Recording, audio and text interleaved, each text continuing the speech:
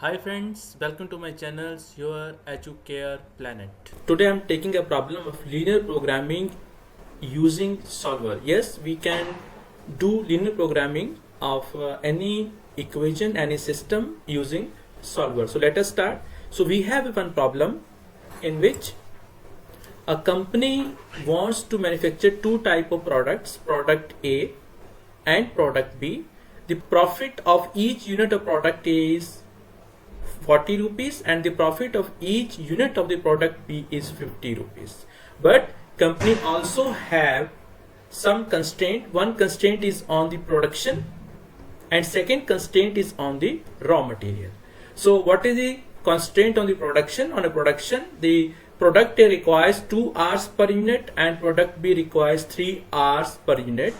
The company has total 120 hours available for product. So here is a constraint for production time actually. Second constraint is on raw material. Product A requires 1 unit of raw material per product and product B requires 2 units of raw material per product.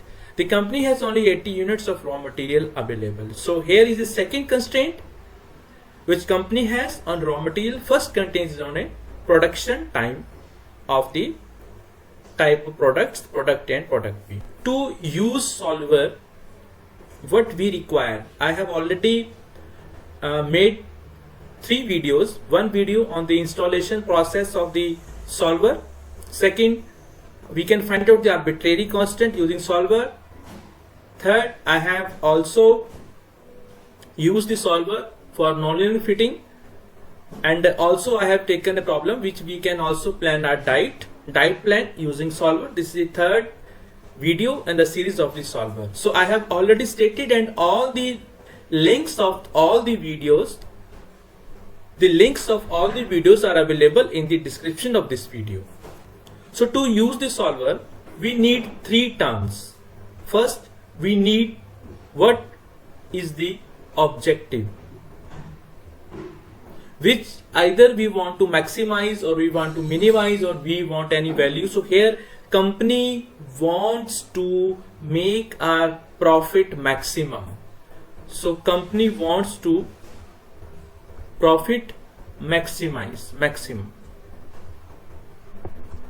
So here is the requirement of company. Company want to maximize its profit. Constraints are given, statement is given. So first we need a objective. Objective is to maximize the profit.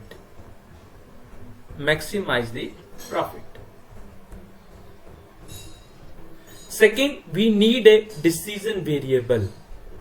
Very important.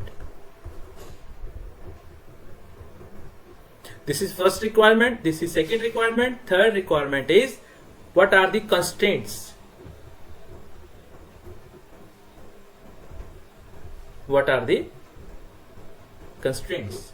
So from this statement we have to identify 3 things. One, what is the objective, what are the decision variables, and what are the constraints. So first of all, let us design the objective of our statement. So to design the objective, we must assume the number of unit in product A and number of unit in product B. So I am assuming, let the number of units of product A is XA. Similarly, number of unit of product B is XB. So we must assume it. So what is the statement given? To the profit of each unit of product is 40 and profit of each unit of product B is 50. So it means if the profit of each unit of product is 40, it means the total profit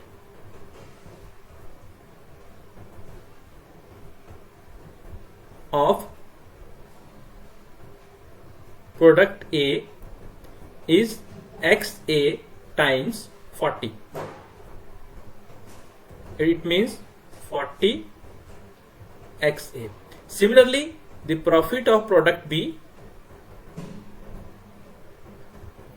definitely it should be 50 times xb, so it means 50 xb. So here I already evaluated the profit of product A, product E, but what is the total profit? So total profit, I assume it is P, it is 40 XA plus 50 XB. So I can assume this P as my objective. We have identified the first parameter of solver, that is our objective function. So my objective functions here is 40 XA plus 50 XB. Right? Clear? Now I want to analyze, I want to identify what are my decision variables. So let us discuss what are our decision variables. So I'm using different pen. So decision variables, I use decision variables, right? So as per my knowledge, here decision variables are XA and XB. These are two decision variables. So identified, first we have identified our objective. Objective is P. So if I know objective, as I now aware of what is objective, objective is maximize the profit. So profit is, I'm repeating, 40 XA plus 50 XB. Decision variable I have already identified, this is XA and XB. So third important thing is to identify what are my constraints. So I have two constraints actually. One constraint is on the production and second constraint will be on the, I can say, raw material, right? So let us identify the now constraints. Again, first constraint on the time constraint. So time constraint, we must know the equation. So we have a 2 hours per unit and 3 hours per unit for product B. So it means total time required for number of unit in product A. As I know the number of unit is product A is XA. So XA times 2 plus XB times 3, and total company has total 120 hours. So it is greater less than equal to 120. Okay, so if I write in different way, simple way, 2XA plus 3XB is equal to less than equal to, because we don't have much, we don't have time greater than 120. Total time we have 120, maximum we have 120. So it is a time constraint we have evaluated. Now the second constraint is raw material.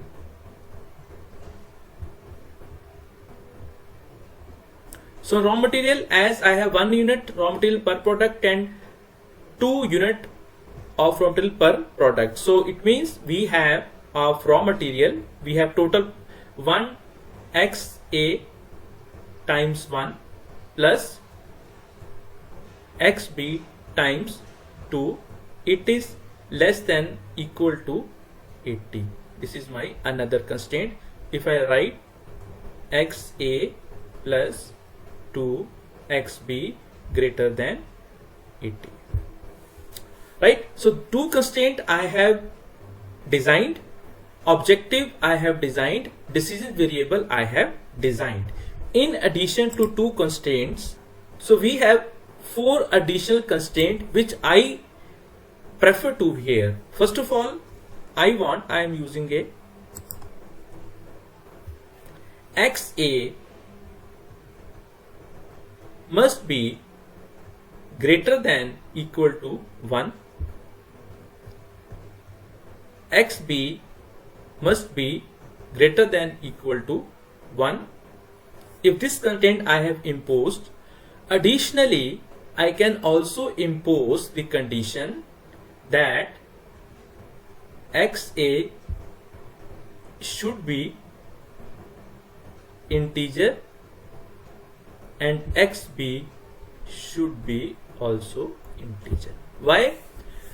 Because I have a value per unit. We don't have value of half unit here. So to make it very clear, or I am already mentioned, it should be greater than 1. So I don't want 1.5. I want 1, 2, 3, 4. So that's why I'm using the whole number here integer, not in a value in fraction. So we have 4 constraint actually. This is a time constraint. If I will write time constraint, this is a raw material constraint RC.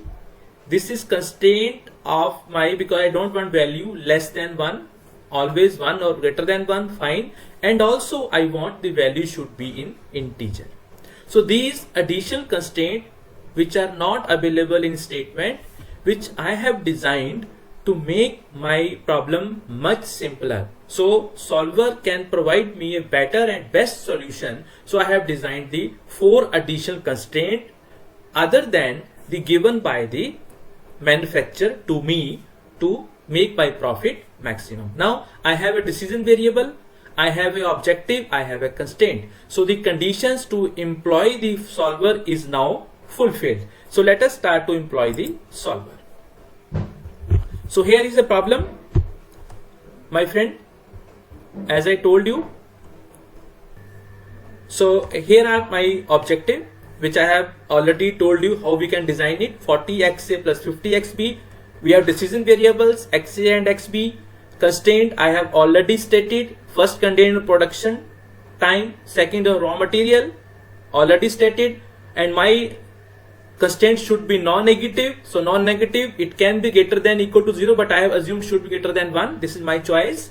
And also I have a 2 constraint that XA, XB should be integer, right? So let us employ the solver.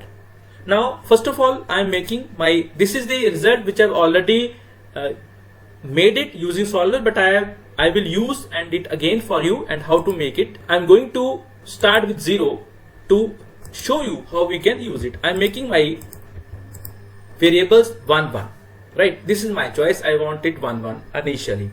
So my objective is 90. What is my objective? My objective is to maximize the profit. So here my objective. So objective, you can say, I will make it you for again. So what is my objective? My objective is already 40 times XA plus 50 times XB. So this is my object. You can see here, if I change this value, it will automatically change. It means my objective function is properly working based upon my decision variables, right? Objective is defined. Now come to the constraints. So what are my constraints? First constraint is on time. So what are the constraints? 2 times XA plus 3 times XB, right? So this you can say, if I'm going to change it, my constraint will automatically is changing. It means my first constraint is working as per my decision variable. Second constraint is a raw material. So what are my constraint? My constraint is XA plus 2 times XB. Done. So here is my second constraint. You can see here XA plus 2 times XB. Fine. Third constraint which I have given, my X1 greater than equal to 1 and XB is also greater than equal to 1. Another constraint which I have imposed, XA and XB should be integer. That I will directly employ it when I am using I will use the solver. So fine, constraints are clear, objective is clear, decision variables are clear. Now we are going to use the solver. Solver is available on the data tab. In data tab, here is a solver. The installation process is I already given to you. Link of this video is available in description. You can see it and understand the process. If still you are facing problem, you can contact me anytime. So here is, let us start one by one. Okay, so what are my objective function? Objective function is to maximize the profit. So here is the profit. So I am using this cell into it, right?